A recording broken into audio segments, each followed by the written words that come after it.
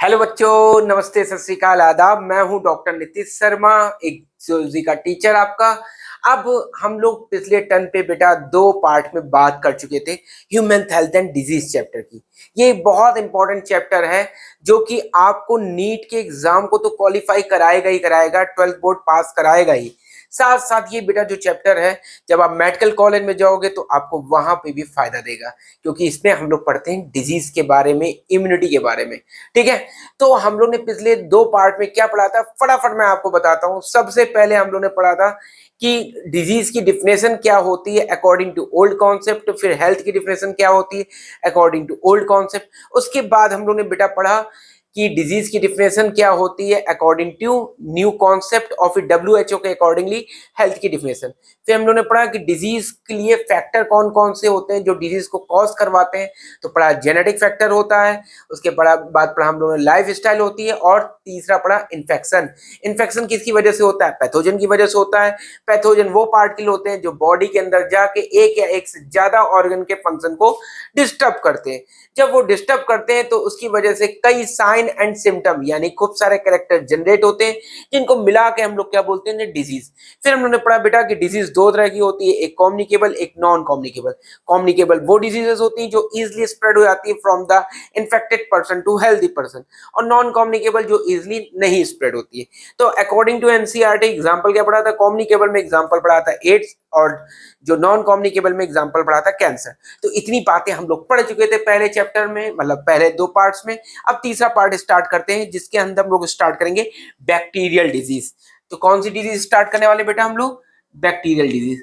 ठीक, तो bacterial disease में नाम से ही पता लग रहा है आपको कि बैक्टीरियल डिजीज यानी वो डिजीजेस जो कि किसकी वजह से होती हैं? बैक्टीरिया की वजह से। तो इसमें सबसे पहली जो डिजीज है उसको हम लोग बोलते हैं टाइफाइड फीवर या एंटेरिक फीवर।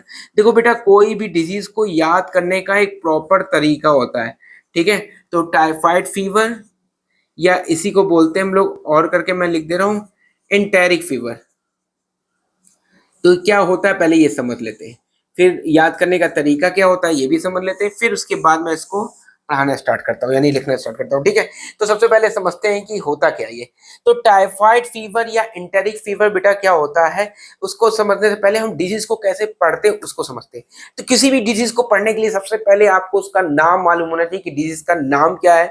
उसके बाद क्या मालूम होना चाहिए? उसके पैथोजन का नाम, यानी उसको किसने क्रिएट किया है, उसने उसको किसने बॉडी में डाला है, वो कौन है, वो पैथोजन कौन है। फिर पैथोजन के नाम के बाद मोड ऑफ ट्रांसमिशन, यानी वो डिजीज बॉडी के अंदर किस तरह जा रही है, उसका ट्रांसमिशन का रूट क्या है। फिर उसके बाद हम लोग पढ़ते हैं साइन। साइन वो जो डॉक्टर अपनी आंखों से देख सकता है पेशेंट के ऊपर, और सिम्टम वो जो पेशेंट अपने आप से नरेट करता है। लास्ट क्लास में हम लोग ये बात पढ़ चुके हैं। तो फिर साइन और सिम्टम, फिर उसके बाद ट्रीटमेंट, फिर उसके बाद वैक्सीनेशन, फिर उसके बाद मैनेजमेंट अगर कोई है तो डिजीज पढ़ने का यही एक सीक्वेंस होता है जिसको हम लोग फॉलो करेंगे यहाँ पर। और ऑब्वियस सी बात है डायग्नोसिस टेस्ट भी साथ में लिखेंगे। ठीक, तो ये डिजीज पढ़ने का तरीका है। तो मैं आपको डिजीज को ऐसे ही पढ़ाऊंगा और हर एक डिजीज को कोशिश करूंगा कि आपको याद हो जाए। तो सबसे पहले हम लोग बात करते हैं टाइफाइड फीवर या एंटेरिक फीवर। तो टाइफाइड फीवर जो था बेटा, वो एक लेडी थी, मैरी मैलन। मैरी मैलन जो लेडी थी, उसके में सबसे पहले ये टाइफाइड फीवर या एंटेरिक फीवर डिटेक्ट हुआ। अब मैरी मैलन काम क्या करती थी? मैरी मैलन एक कुक थी, यानी खाना बनाने वाली लेडी थी, और वो खाने की सप्लाई करती थी। तो सबसे पहले मैरी मैलन के अंदर ये टाइफाइड फीवर का जो बैक्टीरिया होता है, क्योंकि हम लोग बैक्टीरियल डिजीज पढ़ रहे हैं, है ना, वो सबसे पहले मैरी मैलन में डिटेक्ट हुआ। और मैरी मैलन क्योंकि टिफिन सर्विस प्रोवाइड करती थी, तो ये टिफिन सर्विस से होता हुआ, यानी कंटामिनेटेड फूड एंड वाटर से होता हुआ दूसरे हेल्दी पर्सन में भी फैलता चला गया। तो ये तो होगी कहानी एक छोटी सी, इसके लिए भी हम बाद में इसको लिखवाएंगे भी। ठीक है, कि टाइफाइड फीवर को तो मैरी टाइफाइड भी बोल देते हैं इसीलिए। बहरहाल, तो अब हम लोग बात करते हैं टाइफाइड फीवर की जनरल सी। तो टाइफाइड फीवर जो होता है वो एक बैक्टीरियल डिजीज है। बैक्टीरियल डिजीज है तो किसकी वजह से होता है? सॉल्मोनेला टाइफीम्यूरियम बैक्टीरिया। क्या नाम है बैक्टीरिया का? सॉल्मोनेला टाइफीम्यूरियम। तो सॉल्मोनेला टाइफीम्यूरियम बैक्टीरिया इसका पैथोजन का नाम हो गया। फिर मोड ऑफ ट्रांसमिशन, जैसा कि मैंने आपको बताया ये टिफिन सर्विस वाली लेडी से स्टार्ट हुआ, तो कौन सा मोड ऑफ ट्रांसमिशन हुआ? कंटामिनेटेड फूड एंड वाटर, यानी फूड और वाटर को खराब कर देना। कंटामिनेट का मतलब होता है उसमें कोई इन्फेक्टिंग एजेंट आ जाना, तो कंटामिनेटेड फूड एंड वाटर इसका मोड ऑफ ट्रांसमिशन हो गया। फिर साइन और सिम्टम्स पे आएंगे, तो देखिए बेटा यहाँ पे वर्ड लिखा है फीवर, तो जब भी कहीं वर्ड फीवर लिखा है तो कभी ना कभी आपको फीवर हुआ ही होगा। तो फीवर जब होता है तो क्या महसूस होता है? फीवर जब होता है तो बॉडी का टेम्परेचर बढ़ जाता है। तो पहला सिम्टम क्या हो गया? बॉडी टेम्परेचर इंक्रीज है। दूसरा क्या होता है? सर दर्द होने लगता है। तीसरा क्या होता है? बदन दर्द होने लगता है। तो सर दर्द, बदन दर्द, फीवर, ये हो गया सिम्टम टाइफाइड फीवर का। उसके अलावा अब टाइफाइड फीवर जो है इसको हम लोग इंटेरिक फीवर भी बोलते हैं। और इंटेरिक का मतलब क्या होता है? इंटेरॉन, इंटेरॉन मतलब गट, यानी हमारा एलिमेंट्री कैनाल, डाइजेस्टिव सिस्टम। तो ये फीवर कहीं ना कहीं इंटेरिक है, यानी डाइजेस्टिव सिस्टम के थ्रू हो रहा है। इसीलिए आपको यहाँ पे डाइजेस्टिव सिस्टम के भी सिम्टम्स को इंक्लूड कर लो। तो अगर किसी के डाइजेस्टिव सिस्टम में कोई प्रॉब्लम होगी तो क्या होगा उसको? एब्डोमिनल पेन, यानी पेट में दर्द।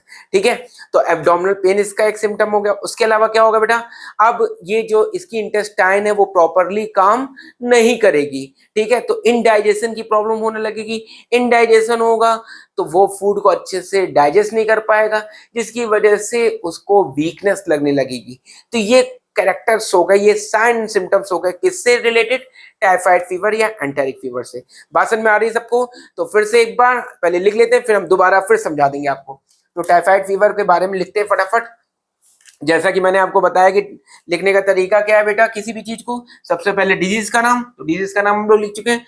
फिर क्या लिखेंगे? उसका पैथोजन। ठीक है, पैथोजन के बाद क्या लिखेंगे? पैथोजन के बाद हम लोग लिखेंगे उसका मोड ऑफ ट्रांसमिशन, कैसे ट्रांसमिट होती है, मोड ऑफ ट्रांसमिशन। ठीक है, उसका ट्रांसमिट होने का तरीका क्या है। ठीक, फिर उसके बाद उसका लिखेंगे हम लोग रूट, क्या रूट ले रखा है उसने। ठीक है, किस रूट के थ्रू जा रही है, अभी मैं बताऊंगा रूट वाली बात भी। फिर रूट के बाद हम लोग क्या लिखेंगे? Sign and symptoms. क्या लिखेंगे बेटा? साइन वो जो डॉक्टर जो है देखता है पेशेंट में, और सिम्टम्स वो जो कोई पेशेंट नरेट करता है। तो पहले इतनी बातें हम लोग लिख लेते हैं, फिर उसके बाद हम लोग आगे चलते हैं। ठीक है, तो सबसे पहले हम लोग आ जाते हैं कहां पर? पैथोजन में। तो पैथोजन जैसे मैंने अभी आपको नाम बताया, क्या नाम था बेटा? सॉल्मोनेला, सॉल्मोनेला टाइफीम्यूरियम बैक्टीरिया, टाइफीम्यूरियम, या कहीं कहीं इसको केवल टाइफी लिख देते हैं, तो दोनों बातें सेम है, कंफ्यूज मत हो जाइएगा। ठीक है, टाइफीम्यूरियम बैक्टीरिया, क्योंकि ये बैक्टीरियल डिजीज है, तो बैक्टीरिया। ठीक, मोड ऑफ ट्रांसमिशन जैसा कि मैंने आपको बताया ये किससे होता है? कंटामिनेटेड फूड एंड वाटर से। तो यहां हम लोग क्या लिख लेंगे? कंटामिनेटेड, ये क्या लिख दिया मैंने? कोटामिनेटेड लिख दिया। Contaminated, contaminated food and water. ठीक है बेटा, food and water, contaminated food and water. फिर उसके बाद रूट क्या है इसका? तो कंटामिनेटेड फूड एंड वाटर किसके थ्रू जाएगा? नाक से तो जाएगा नहीं, तो ओरल रूट। क्या हो जाएगा इसका? Oral route. कहीं कहीं बच्चा इसी को लिख देते हैं फीको, अच्छा चलो फीको ओरल रूट रहने दे रहा हूं। ठीक है, तो रूट, ओरल रूट के थ्रू। फिर साइन एंड सिम्टम में, साइन एंड सिम्टम मैंने आपको बताया सबसे पहले आप फीवर के सिम्टम ले लोगे, तो फीवर इसमें हाई फीवर होता है। ठीक है, हेडेक, बॉडी एक। ठीक, तो मैं यही पहले सिम्टम ले रहा हूं। पहला कौन सा? High fever. और हाई फीवर कितना टेम्परेचर का? 39 डिग्री सेल्सियस से लेकर 40 डिग्री सेल्सियस। ठीक है, हाई फीवर। उसके बाद मैंने क्या बताया था आपको? फीवर के साथ हमेशा सिम्टम क्या मिलेगा? हेडेक यानी हेड पेन। और कौन सा सिम्टम मिलेगा बेटा? बॉडी एक यानी बॉडी पेन। ठीक, तो बॉडी एक और हेडेक, ये बॉडी पेन हो गया और ये हेड पेन हो गया। ये तो हो गया फीवर से रिलेटेड सिम्टम। फिर मैंने आपको बताया क्योंकि इसके अंदर इंटेरिक प्रॉब्लम है। इंटेरिक का मतलब क्या होता है मैंने आपको बताया? इंटेरिक का मतलब होता है गट। इंटेरिक वर्ड एंटेरॉन से आया है, इसका मतलब क्या होता है? गट या एलिमेंट्री कैनाल। ठीक है, एलिमेंट्री कैनाल। तो इंटेरिक फीवर। अब दूसरा, तो दूसरा फीचर क्या हो जाएगा मेन, जो है इसके पेट में दर्द होगा। पेट में दर्द होगा तुम लोग क्या बोलेंगे, स्टमक एक। ठीक है, स्टमक एक हो जाएगा। उसके अलावा क्या हो जाएगा उसको, जब पेट में दर्द होगा तो वो क्या खाना खाएगा, तो नहीं खाना खाएगा। और स्टमक एक के साथ साथ उसको इनडाइजेशन होगा, जिसकी वजह से क्या हो जाएगा, कॉन्स्टिपेशन। फिर नेक्स्ट क्या हो जाएगा बेटा, इनडाइजेशन। ये सब स्टमक से रिलेटेड देखिए, इनडाइजेशन। फिर उसके बाद नेक्स्ट क्या हो जाएगा, लॉस ऑफ एपेटाइट। और जब किसी को भूख नहीं लगती प्रॉपरली तो उसकी वजह से क्या हो जाता है, उसको कमजोरी लगने लगती है, यानी वीकनेस। तो इतनी बात पहले नोट कर लो, अभी ये कंप्लीट नहीं हुआ है। ठीक है, ये तो साइन एंड सिम्टम्स है। फिर हम लोग इसका क्या पढ़ेंगे, डायग्नोसिस और ट्रीटमेंट वगैरह। ठीक, तो नोट डाउन करो फटाफट इसको। और आई होप कि आप लोग जल्दी जल्दी नोट कर रहे होंगे, और साथ साथ नोट जरूर करते रहना बेटा। ठीक है, क्योंकि अगर आप नोट नहीं करेंगे तो आपको याद नहीं रह जाएगा और आप भूल जाओगे। आप ये सोचोगे कि हमको याद हो रहा है, लेकिन ऐसा केवल फील होता है। ठीक, तो इतना लिख लिया, मैं ऊपर का रब कर दे रहा हूँ फिर, है ना। तो आगे चलते हैं इसमें, बस साइन एंड सिम्टम छोड़ रहे हैं, उसके अलावा सब रब कर देंगे। आई होप आपने लिख लिया होगा, नहीं लिख पाए हैं तो आप एक बार रिवाइंड करके देख लीजिएगा फिर से। ठीक है, अब आगे का सिम्टम क्या मिलता है बेटा। अब देखिए, स्टमक है, constipation, indigestion, loss of appetite and weakness. कभी कभी क्या होता है, ये जो टाइफीम्यूरियम बैक्टीरिया होता है सॉल्मोनेला, ये क्या करता है, इंटेस्टाइन को परफोरेट कर देता है। परफोरेशन का मतलब होता है छेद बना देना। और जब किसी की इंटेस्टाइन में छेद हो जाएंगे तो क्या वो फूड एब्जॉर्प्शन कर पाएगा, नहीं। इसकी वजह से कभी कभी क्या हो जाता है, लोगों में डेथ की प्रॉब्लम्स आ जाती है। तो आप इनको बिल्कुल भी छोटी बीमारी मत समझिएगा। ठीक है, तो हम ये भी पॉइंट यहीं पे लिख रहे हैं। तीसरा पॉइंट क्या हो जाएगा यहाँ पर, इन सीवियर केसेस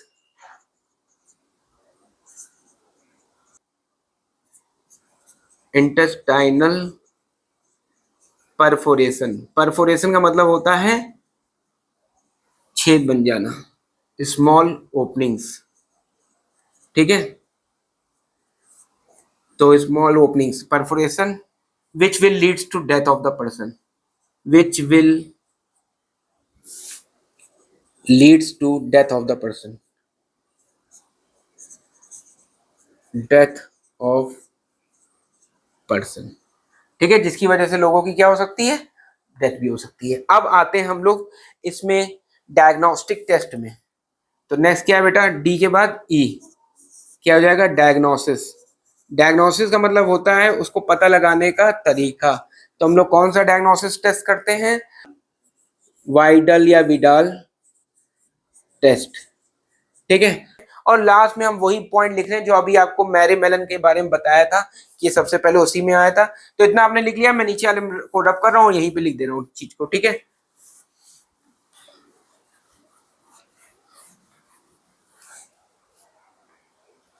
तो लास्ट क्या हो जाएगा, एफ पॉइंट क्या हो जाएगा, नोट कर। एफ पॉइंट ना लिखते हैं, नोट करके लिख लेते हैं। ठीक है, अच्छा ये तो डायग्नोसिस हो गई। मैनेजमेंट क्या होगा, हाथ धो के खाना खाना चाहिए, और इसके कोई फिलहाल वैक्सीन नोन नहीं है। ठीक है, तो एफ लिख लेते हैं पहले, ट्रीटमेंट। ट्रीटमेंट क्या देंगे, क्योंकि ये एक बैक्टीरियल डिजीज है तो क्या दिया जाएगा, इसमें चलाएंगे हम एंटीबायोटिक। क्या चलाएंगे बेटा, एंटीबायोटिक, बायोटिक्स। ठीक है, ये ट्रीटमेंट हो गया। और लास्ट में नोट करके लिख लेते हैं एक point, note, it was firstly detect in, first time detected in Mary Mallon,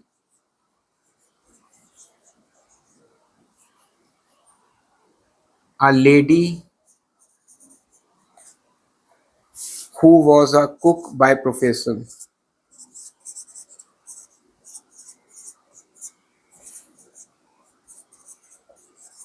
profession. ठीक है, तो वो एक प्रोफेशन से क्या थी, कुक थी। And she was carrier of, यही है ना, कैरियर ऑफ टाइफॉइड। ये इंपॉर्टेंट बात है कि ये कौन थी, एक कैरियर थी किसकी, टाइफाइड की। सो निक नेम, इसीलिए उसको हम लोग क्या बोल देते थे, निक नेम मैरी टाइफाई या typhoid Mary. Nick name of Mary Mallon is typhoid Mary. क्या बोल देते थे हम लोग उसको, टाइफाइड मैरी। तो this is all about the first disease of the bacteria which is present in the NCERT and known as the typhoid fever और enteric fever. ठीक है।